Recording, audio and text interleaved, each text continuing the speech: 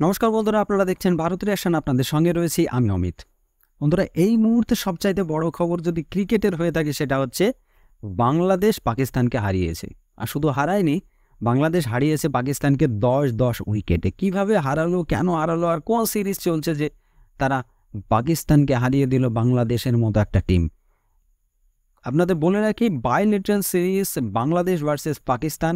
বাংলাদেশ গিয়েছে পাকিস্তানে তাদের দুই দেশীয় একটি টেস্ট সিরিজ খেলার জন্য। আর সেই টেস্টের প্রথম ম্যাচ রয়েছে বাংলাদেশ ভার্সেস পাকিস্তানের। প্রথম যে ম্যাচটি রয়েছে সেই ম্যাচেই প্রথম টেস্টেই কিন্তু পাকিস্তান হারলো 10 উইকেটে। এবং তারা বাংলাদেশ এত ভালো পারফরমেন্স করেছে যে পাকিস্তানকে 10 উইকেটে হারিয়েছে। তারা অলমোস্ট হেরে যাচ্ছিল, অ্যাজ এ ইনিংস, একটা ইনিংসে হারছিল। সেই জায়গায় দাঁড়িয়ে কোনো রকমে পাকিস্তান কিন্তু ইনিংসে হারাটা থেকে বাদ গিয়ে এখন কোনো রকমে তারা 10 উইকেটে হেরেছে। সবচাইতে বড় কথা হচ্ছে যে বাংলাদেশ গিয়েছে পাকিস্তান, মানে পাকিস্তান নিজের ঘরের মাটিতে, নিজের দেশেই বাংলাদেশের কাছে 10 উইকেটে হারলো। এটা শুনতে কিন্তু অবাক লাগে, কারণ পাকিস্তানের মতো একটা টিম যার বোলিং অর্ডার এত স্ট্রং, তারপরেও He squared him up. What a বাংলাদেশের মতো brilliant একটা piece টিমের of কাছে bowling. 10 উইকেটে And কিভাবে Liton হারে, Das, who has been absolutely যেখানে magnificent রিজওয়ান behind the এবং stumps. বাবর আজম, এই লেজেন্ডারি কিছু ব্যাটসম্যান থাকার পরেও যখন তারা 10 উইকেটে হেরে যায়, এটা কিন্তু সত্যি চিন্তাজনক। আর বাংলাদেশিদের পক্ষে কিন্তু বিরাট একটা খুশির খবর বলা যেতে পারে। তারা কিন্তু বিরাট অ্যাচিভমেন্ট তাদের দেশের এই উশৃঙ্খলতার পার করে তারা কিন্তু রিসেন্টলি তাদের দেশে একটা উশৃঙ্খলতা সৃষ্টি হয়েছিল। সেই উশৃঙ্খলতা কাটিয়ে এখন তারা নতুন একটা দেশ হাতে পেয়েছে। সেই দেশের হয়ে তারা কিন্তু খেলতে গিয়েছে পাকিস্তানে। আর পাকিস্তানে গিয়ে এত ভালো একটা পারফরমেন্স আমরা সত্যিই ভাবতে পারিনি যে বাংলাদেশের এত ভালো পারফরমেন্স। অবশ্যই তাদের মধ্যে পারফরমেন্সের মধ্যে মেহেদী হাসান মিরাজ এবং সাকিবুল হাসানকে সুনাম করতেই হবে এর মধ্যে।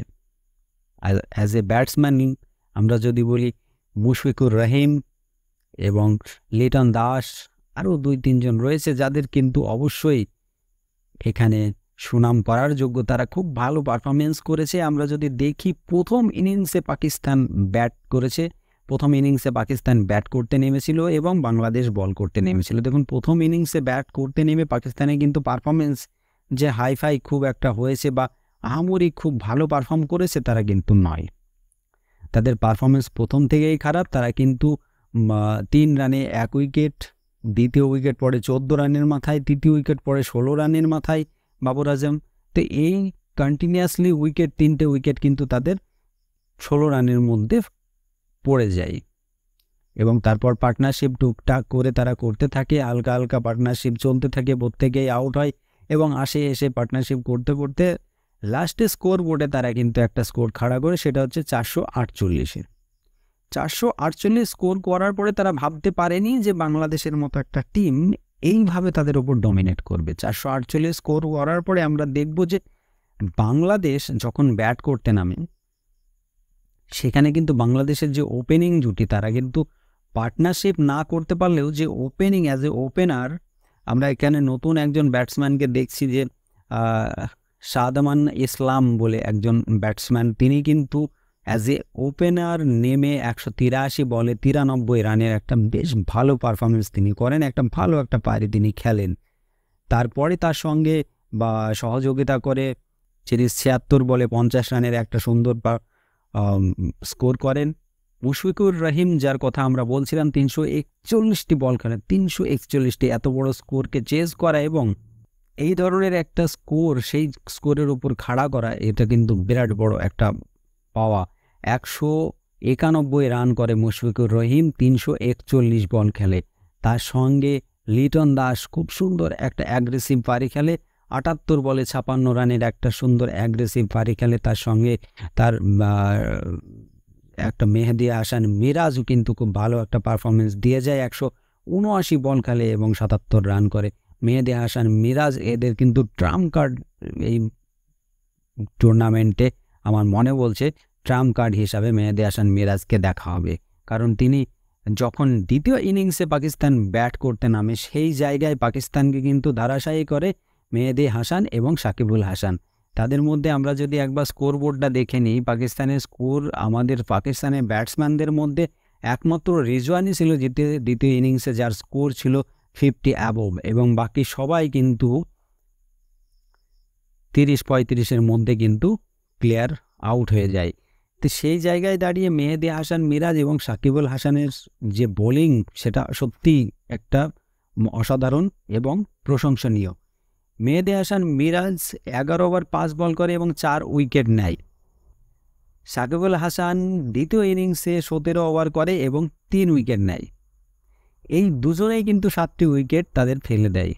আর এত সুন্দর তারা বল করছিল যে প্রত্যেকটা ব্যাটসম্যান এসে কিন্তু স্ট্রাগল করছিল। কারণ আমরা দেখেছি যে তাদের পাকিস্তানের সবচাইতে ভুল ডিসিশন, তারা কিন্তু কোনো রকম স্পিনার না নিয়ে কিন্তু তাদের প্লেয়িং 11 স্টার্ট করেছিল।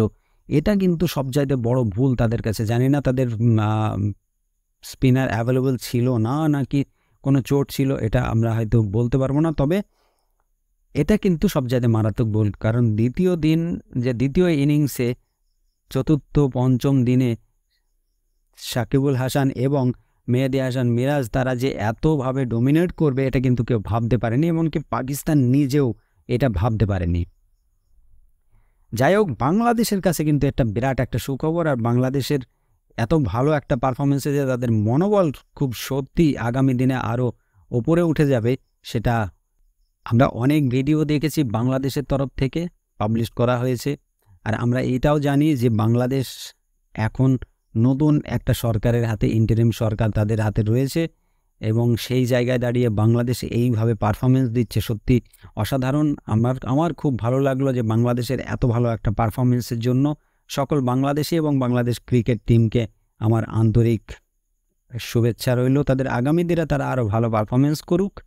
আর আজকে আপনাদের সকলের জন্য আমার একটা অনুরোধ, আপনার প্লিজ আমার চ্যানেলটিকে সাবস্ক্রাইব করুন, কারণ সাবস্ক্রাইব করতে কোনো রকম টাকা পয়সা লাগে না। আর আমার ভিডিওটি শেয়ার করে আরও সকলকে দেখার সুযোগ করে দিন। কমেন্ট করে জানিয়ে দিন আপনার পছন্দের প্লেয়ার এই সিরিজে কে। বাংলাদেশের মধ্যে থেকে আপনি কোন প্লেয়ারটিকে সবচাইতে বেশি পছন্দ করেন, কমেন্ট করে অবশ্যই জানাবেন। আজকের মতো ভিডিওটি এখানেই সমাপ্ত করছি। সকলে ভালো থাকবেন, সুস্থ থাকবেন, ধন্যবাদ।